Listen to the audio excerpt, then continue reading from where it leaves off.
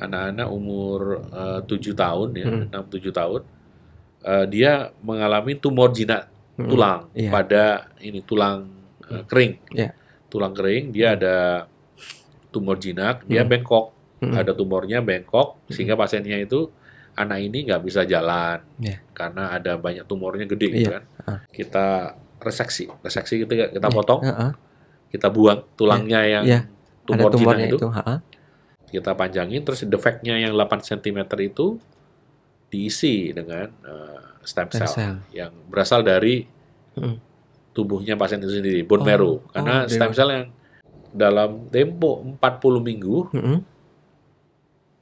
penuh, jadi tulang solid gitu. Yang sebelumnya kan kosong. Infark miokard itu yang itu ya, serangan jantung. Terus akhirnya ototnya mati. Nah, itu supaya ototnya kembali hidup, revaskularisasi, hidup kembali, itu dikasih stem cell.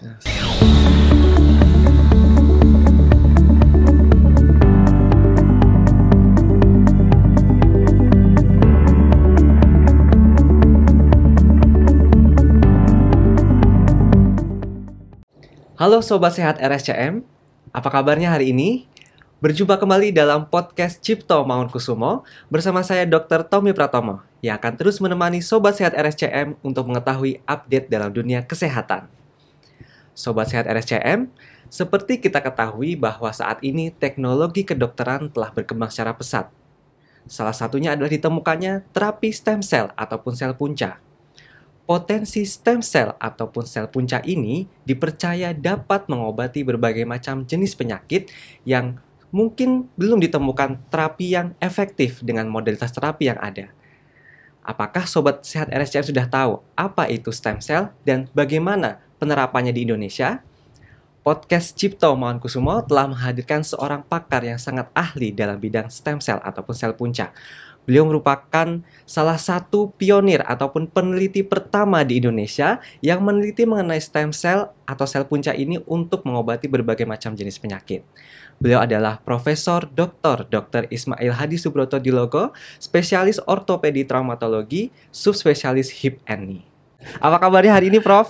Baik. Alhamdulillah baik. Ya, terima kasih Prof Ismail telah berkenan hadir bersama kami podcast Cipto Mangunkusumo untuk bersama-sama kita berbincang dan juga sharing kepada Sobat Sehat RSCM mengenai terapi stem cell ataupun sel punca.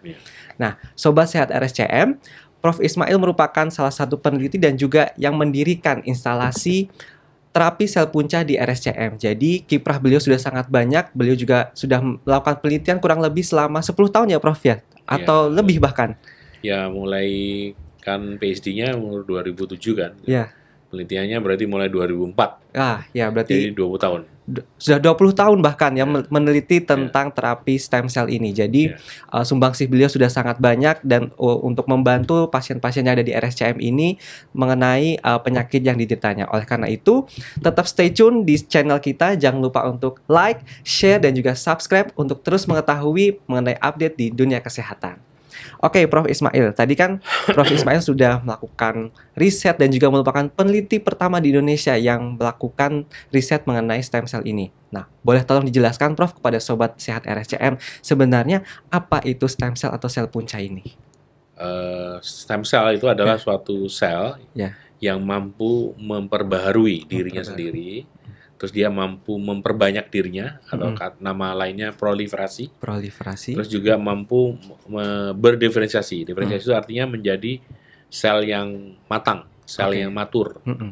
Jadi kalau misalkan contohnya dari sel punca itu menjadi sel tulang, itu namanya osteoblast. Kalau misalkan sel tulang rawan, kondrosit. Berarti sel yang masih bisa berkembang sesuai dengan nanti tujuannya di organ mana begitu ya Prof ya? Jadi site dependent ya. Site dependent. Tergantung di mana ditaruhnya, dia akan berkembang menjadi tempat dia berada. Menjadi sel matur itu. Sel matur. Jadi dia ada namanya cell talk communication. Nah, kamu perlunya apa? Saya mau ini saya tulang saya hilang. Gitu. Kalau gitu kamu bentuklah, kamu jadi osteoblast, sel tulang. akhirnya terbentuk tulangnya. Itu dia berdiferensiasi itu ya Prof ya, sesuai dengan dan sel itu ditanam, memperbanyak diri juga. Oke. Nah, apa yang membuat stem cell ini berbeda Prof dari sel-sel yang ada dalam tubuh kita? Karena kan seperti kita ketahui bahwa secara alami pun tubuh kita melakukan regenerasi sel gitu ya Prof ya. Nah, apa yang membuat stem cell ini berbeda sehingga dia dinilai memiliki potensial untuk misalnya tadi memperbaiki jaringan yang rusak ataupun jaringan yang cedera begitu Prof?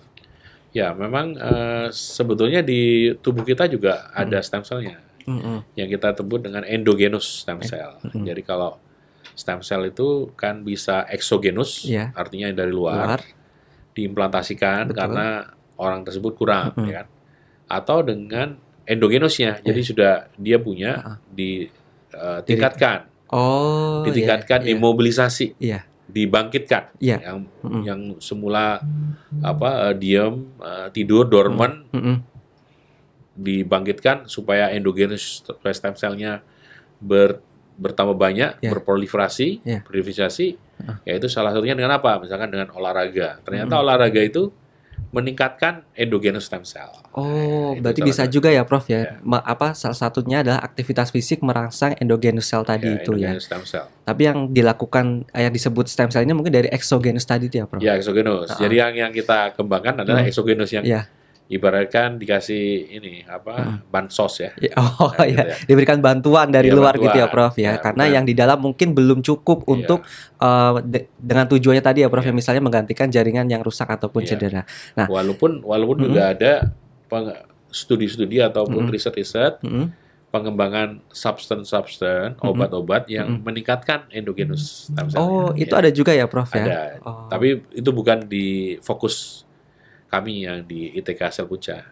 Kita kan yang exogenous. Exogenous ya Prof. Berarti dari luar untuk ditanam ke dalam tubuh seseorang, diimplantasikan. Betul. Nah, selain tadi endo dan exo, apakah ada jenis stem cell lain yang dikenal saat ini Prof? Iya, stem cell itu intinya sebetulnya ada ada yang membagi 2 atau 3, yaitu yang adalah sel embryonik, sel punca embryonik. Berasal dari embrio, janin. Ya, betul. Jadi khususnya dari yang kalau kita ada namanya di janin tuh, sebelum menjadi janin itu embrio ada namanya blastokis. Blastokis. Ya, inner cell mass-nya dari blastokis. Nah, itu diambil dari situ. Itu yang embrio, embryonic stem cell. Terus ada namanya sel punca dewasa atau adult stem cell. Nah, itu sel punca dewasa itu ada 2. Sel punca mesenkimal sama yang non mesenkimal. Non mesenkimal itu atau nama lainnya hematopoietik. Hematopoietik. Jadi ada mesenkimal sama hematopoietik. Ada juga yang membagi 3, yaitu sel punca yang embryonik, kemudian tadi dewasa, terus diantaranya itu yang ini fetal ya. Seperti yang fetal itu ada umbilical cord. Ada di umbilical cord. Tapi ada yang mengkategorikan umbilical cord, tali pusat ya. Tali pusat itu ke adult stem cell. Nah, dari berbagai jenis itu pastinya dia akan ada punya tujuan masing-masing ya Prof ya. Karena kan tadi ada yang dari dewasa, ada yang dari embryonik, ada yang juga dari fetal gitu. Nah, pengklasifikasian itu apakah memang ditujukan untuk tujuan yang berbeda tadi dari pengobatannya, ataukah memang ada tujuan lain Prof? Kenapa diklasifikasikan seperti itu? Ya, itu artinya karakter ya, karakteristiknya berbeda. Oleh karena itu mempunyai keuntungan dan kerugian. Ya kan. Tentunya embrio tentunya paling poten. Paling poten, betul. Ya, paling potensi potensinya baik yang pluripoten, tutipoten, multipotennya itu sudah paling jago lah ya, paling hebat ya. Tetapi sayangnya ada kerugiannya karena terlalu potennya itu sehingga juga bisa memicu suatu cancer. Iya. Karena berlebihan proliferasinya ya. Karena terlalu berlebihan tadi, nggak bisa di stop. Dan juga masalah etikal ya, masalah etikal karena itu dari ini nih, ini dari blastokis nih, dari embrio. Yang seperti aborsi aja ada ini kan, ada pro kontra ya. Betul. Apalagi yang ini itu oleh karena itu masalah bioetik. Agama juga belum tentu semua agama setuju. Ya, baik. Mumpung kita masih berkenalan ya Prof ya sama stem cell tadi kan dari apa itu stem cell, berbagai jenisnya begitu. Nah, sebenarnya penerapan stem cell di Indonesia ini kan ada yang saya baca juga dalam masih tahap penelitian ya Prof ya sebenarnya. Nah, kalau di Indonesia sendiri ini dari Prof dan juga di RSCM itu memang masih penelitian kah atau memang sudah bisa diterapkan langsung pada pasien? Itu sebenarnya bagaimana Prof? Oh ya, jadi kan namanya ada PMK nomor 32 2018 itu menyatakan bahwasanya sel punca itu bisa digunain dalam 2 skema, yaitu satu pelayanan terstandar. Artinya kalau pelayanan terstandar itu sudah ada evidence base-nya, ada basis buktinya, dan ada guideline-nya, yaitu kalau di dunia kedokteran namanya ada PNPK-nya atau Kemkes itu ada namanya Pedoman Nasional Pelayanan Kedokteran. Nah itu, atau yang kedua adalah penelitian berbasis layanan terapi. Jadi perlu diteliti, tapi di klinis, di pasien sudah gitu. Nah yang pertama yang standar itu yang ada PNPK-nya itu baru 2, yaitu untuk fraktur yang gagal sambung, sama yang patah tulang yang ada defek tulangnya, yang tulangnya hilang. Nah ini sudah menjadi PNPK, jadi pelayanan terstandar. Ya, berarti sudah bisa salah satu pilihan modalitas terapi ya, Bro? Ya, sudah menjadi PNPK, sudah menjadi guideline, bisa jadi guideline. Terus kemudian yang kedua adalah penelitian berbasis layanan terapi yang kita banyak kerjakan di RCM juga, yaitu pada berbagai penyakit. Jadi artinya itu untuk sembari mengumpulkan bukti-bukti, karena di mana-mana kan saya yakin itu juga semuanya lagi mengumpulkan bukti, bukan hanya di Indonesia. Jadi itu belum menjadi guideline di Amerika misalkan, atau di UK, itu juga sama dengan Indonesia.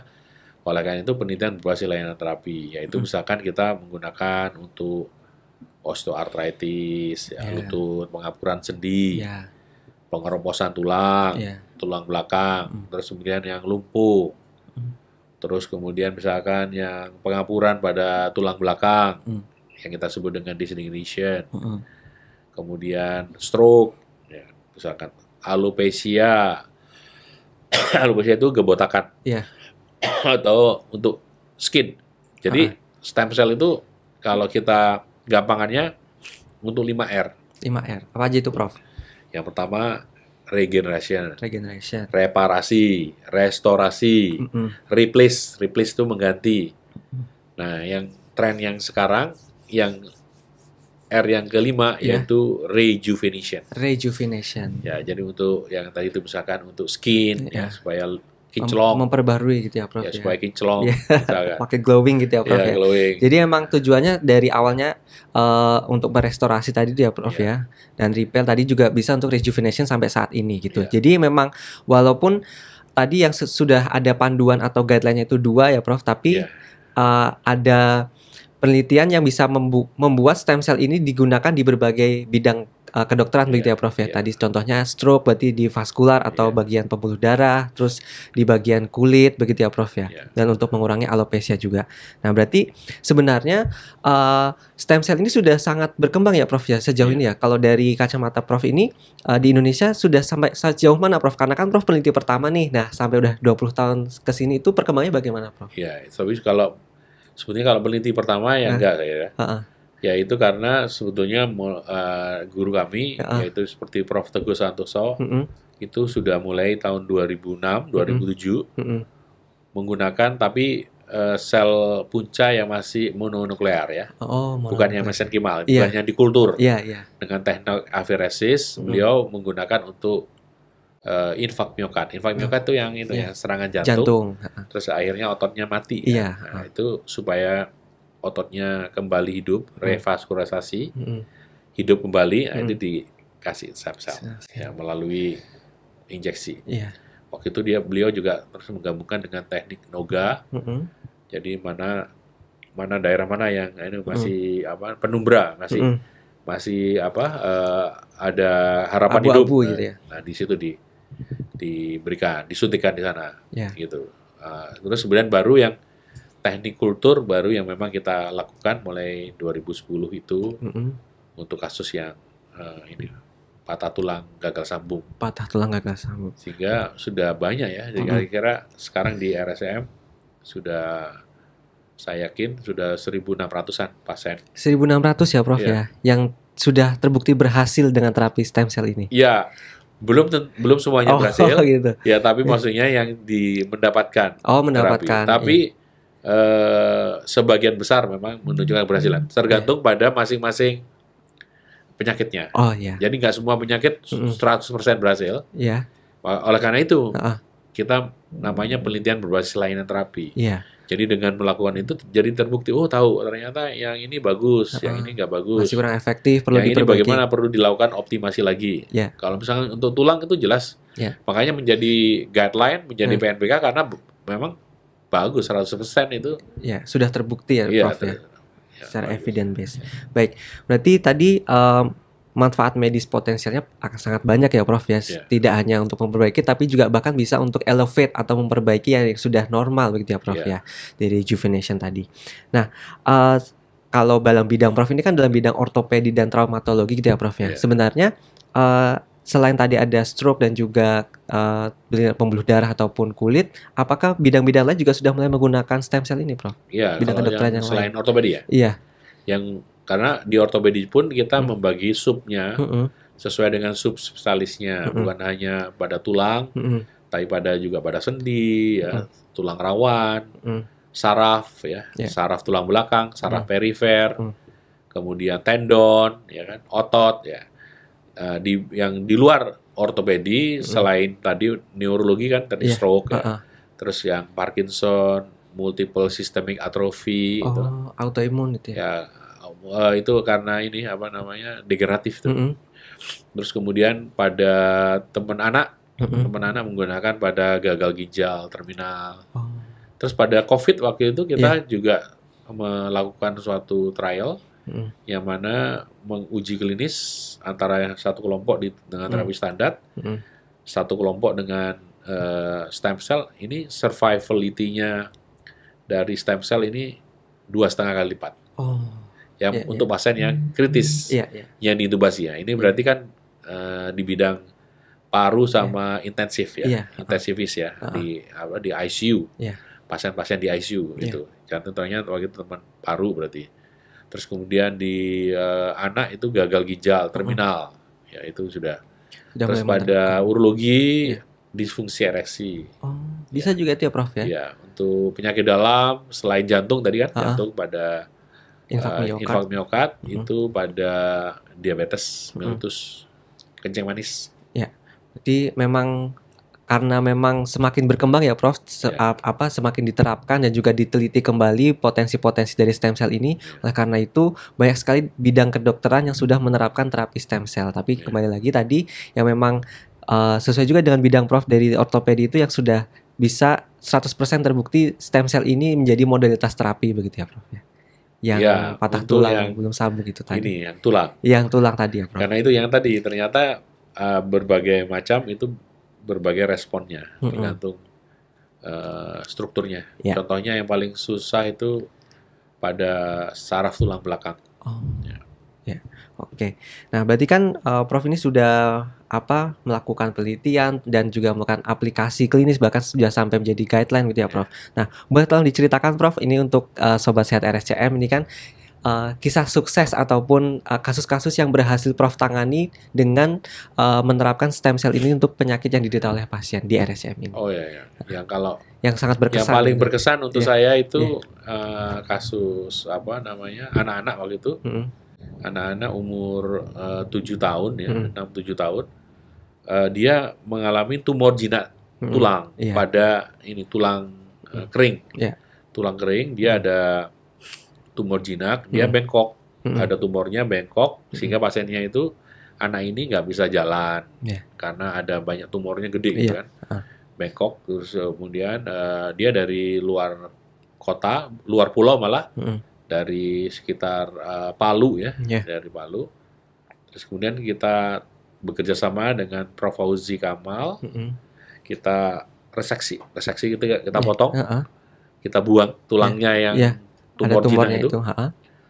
namanya osteofibrosis plasia, nama penyakitnya. Terus kemudian kita panjangin, ya kan ini kan akhirnya kan dia memendek kan, bengkok, memendek.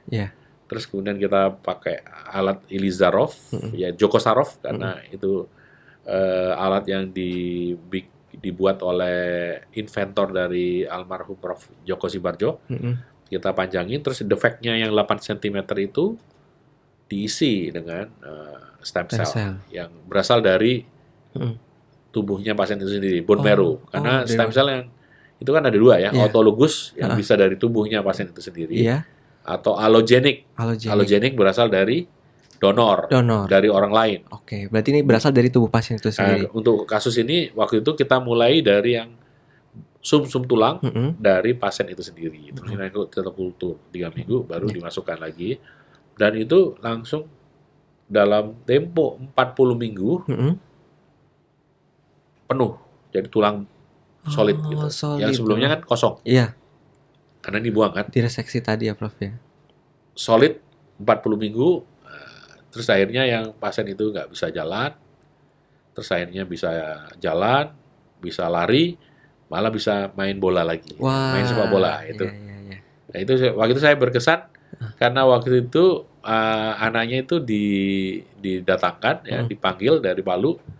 Terus waktu itu Kiara diresmikan oleh Presiden Susilo Bambang Yudhoyono. Nah dia termasuk yang ditampilkan di situ. Wah, berarti ini hasil kerja tim stem cell ya Prof ya? Ya, waktu itu yang langsung ditanyain langsung sama Presiden kita. Dan Prof ikut mendampingi ya Prof pasien itu. Ya, nerangin prosedur yang dilakukan.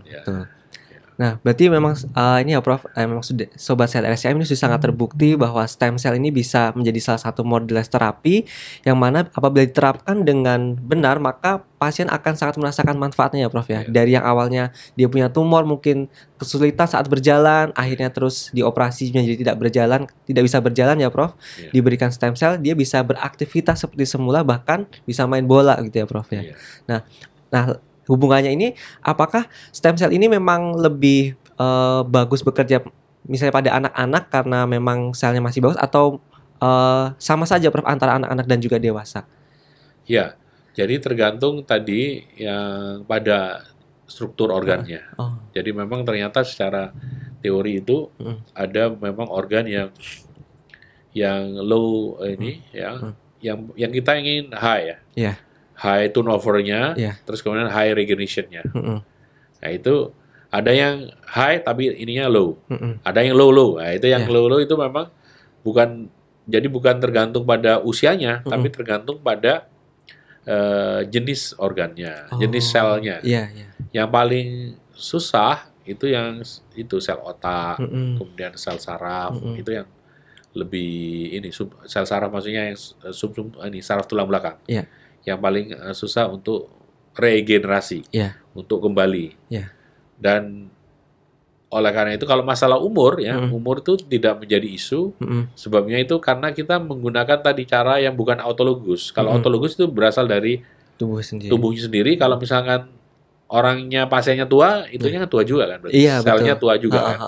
Oleh karena itu kami yang di RSCM waktu itu dari yang waktu awalnya 2010 menggunakan yang autologus yang dari tubuh pasien itu sendiri, kemudian mulai tahun 2014 kita beralih ke allogenik dari donor, dari tali pusat bayi, dari adipose, dari bone marrow. Tapi yang dipilih memang yang terbaik. Kalau tali pusat bayi kan pasti muda. Jadi berapapun usianya orang itu, tapi untuk yang selnya yang diimplantasikan adalah muda. Masih muda. Masih dalam kualitas yang paling baik. Kita cari yang terbaik. Makanya tidak menjadikan isu lagi usianya. Oke. Berarti Sobat Sehat RSCM tidak usah takut, tidak usah khawatir ya Prof ya. Misalnya kan banyak sekali penyakit-penyakit degeneratif menyerang pada usia tua gitu ya Prof ya. Jadi memang karena ini sumbernya dari donor atau dari luar tubuh, sehingga nanti akan disediakan sel punca atau stem cell yang kualitas terbaik pasti ya Prof ya, sesuai dengan kondisi pasien juga setelah melakukan assessment itu ya Prof. Baik. Nah, kalau di RSCM ini bagaimana Prof prosedurnya gitu supaya Sobat Sehat RSCM ini mengetahui jika ingin tahu lebih lanjut tentang pelayanan stem cell dan juga mengetahui apa saja yang bisa mereka dapatkan di stem cell di RSCM. Ya, jadi untuk artinya ini ya, selain kita punya outlet, maksudnya selain kita ada websitenya, ya kan, untuk kita ada untuk sebagai pusat produksinya adalah di Etika Sel Punca RSCM yang berlokasi di gedung CMU 2 lantai 5. Tetapi untuk outletnya kita ada punya namanya Stem Cell and Metabolite Clinic. Mengapa disebut dengan metabolite? Jadi kita bukan hanya terapi sel punca, tapi juga metabolitnya. Metabolitnya itu apa? Seperti sekretum maksudnya.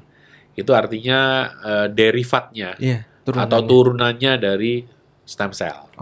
Jadi dia bukan sel, dia non sel, dan dia itu ibaratkan ini ya, apa namanya, turunannya dari si sel stem cell itu. Kita ada 3 sumbernya, yaitu dari tali pusat, adipos lemak, sama sumsum tulang. Untuk ini sekretumnya itu metabolitnya. Kita ada klinik SCMC namanya, Stem Cell and Metabolite Clinic di Kencana. Di Kencana, Lantai 2. Lantai 2. Jadi Sobat Sehat RSCM bisa langsung ke RSCM Kencana lantai 2. Di sana nanti ada stem cell dan juga metabolic klinik ya, SCMC itu untuk bisa berkonsultasi mengenai kondisi kesehatan secara keseluruhan dan juga apakah stem cell ini bisa dijadikan modalitas terapi untuk mengurangi keluhan atau bahkan menyembuhkan penyakit pasien. Dan kalau secara medsos ya kita bisa berhubungan dengan Etika Sel Punca, kan kita ada website dan Instagram, bisa menanyakan. Nah, Prof, ini ada nggak produk yang misalnya ditunjukkan kepada Sobat Sehat RSCM nih mengenai sebenarnya sih prosedur nanti ketika saya sudah datang bertemu dengan Prof Ismail, nanti saya akan diberikan apa, nanti terus alat itu bagaimana, ada nggak Prof di bawah saat ini? Ya, ini contohnya kalau misalkan ini apa namanya untuk lutut ya, untuk lutut, pengapuran lutut. Ini kira-kira nanti kita menggunakan penyuntikan, jadi bukan dioperasi. Jadi disuntikan, less invasif berarti ya Prof ya? Di lutut, diinjeksi intraartikuler dengan anestesi lokal ya, dengan pembiusan lokal, terus kemudian disuntikan stem cell dengan pelumas. Nah, ini contohnya pelumasnya, vehicle-nya gitu. Jadi paket dalam ya, bentuk siring begini, dalam bentuk siring.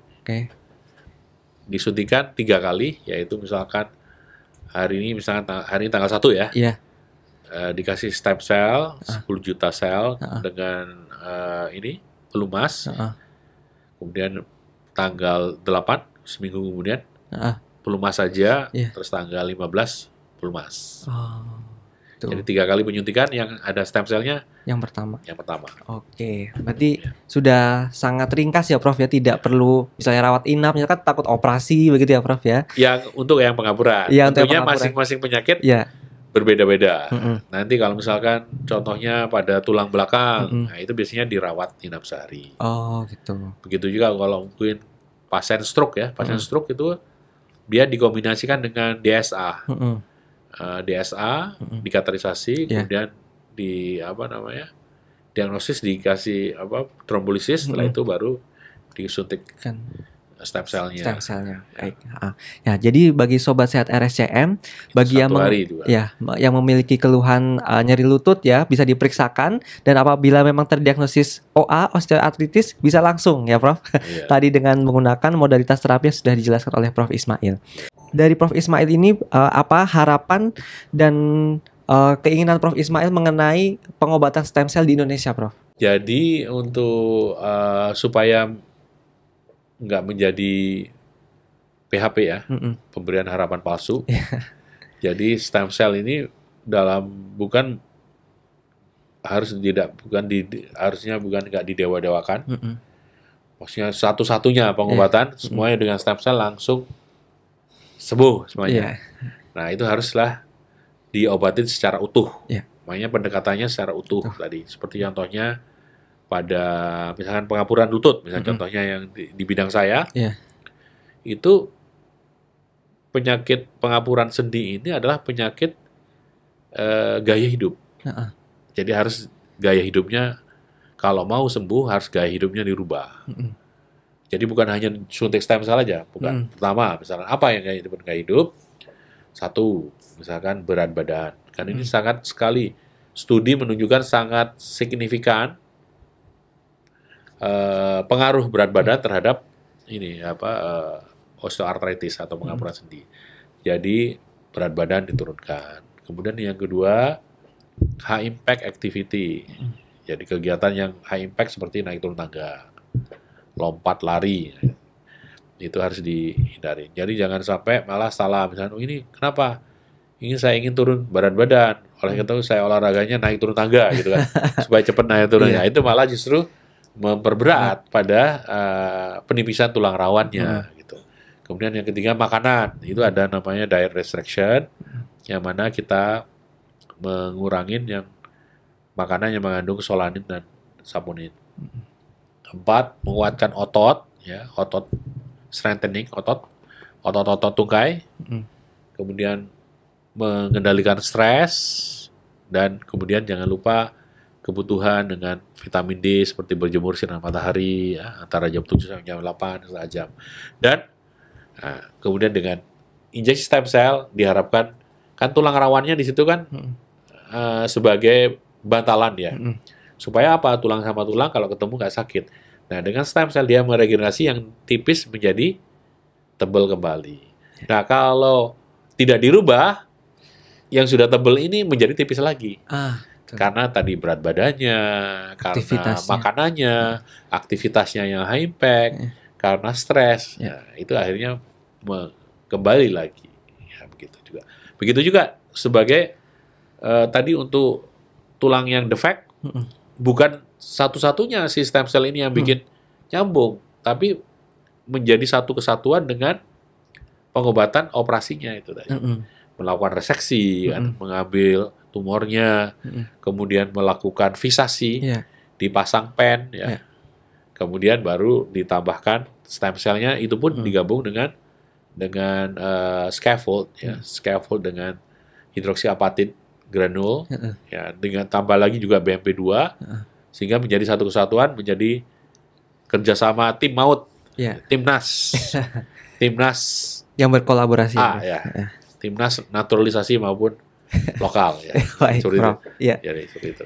Baik, berarti seperti kita ketahui, berarti stem cell ini memang menjadi salah satu pilihan ya, Prof. Salah satu modalitas terapi. Tapi yang paling utama adalah gaya hidup yang sehat dan mencintai diri sendiri yang sebenarnya, begitu ya, Prof, ya. Jangan sampai high impact activity, makannya juga sesukanya sendiri, begitu ya, Prof. Tapi junk food, tapi di sisi lain juga kita juga harus menjaga kesehatan diri sendiri. Baik. Kurang lebih seperti itu ya, Prof, yang bisa kita perbincangkan pada kesempatan kali ini. Mungkin nanti Sobat Sehat RSCM bisa berkonsultasi langsung dengan Prof Ismail di RSCM Kencana lantai 2. Silahkan berkonsultasi tentang apa keluhannya dan apa terapi yang tepat ya. Karena seperti yang Prof Ismail katakan tadi, ini adalah salah satu modalitas terapi, tapi juga seorang dokter itu harus bisa melakukan assessment secara menyeluruh ya terhadap apa yang dirasakan oleh pasiennya. Sampai jumpa lagi di podcast Cipto Mangunkusumo. Jangan lupa like, share, and subscribe YouTube channel Cipto Mangunkusumo Hospital. Sampai jumpa.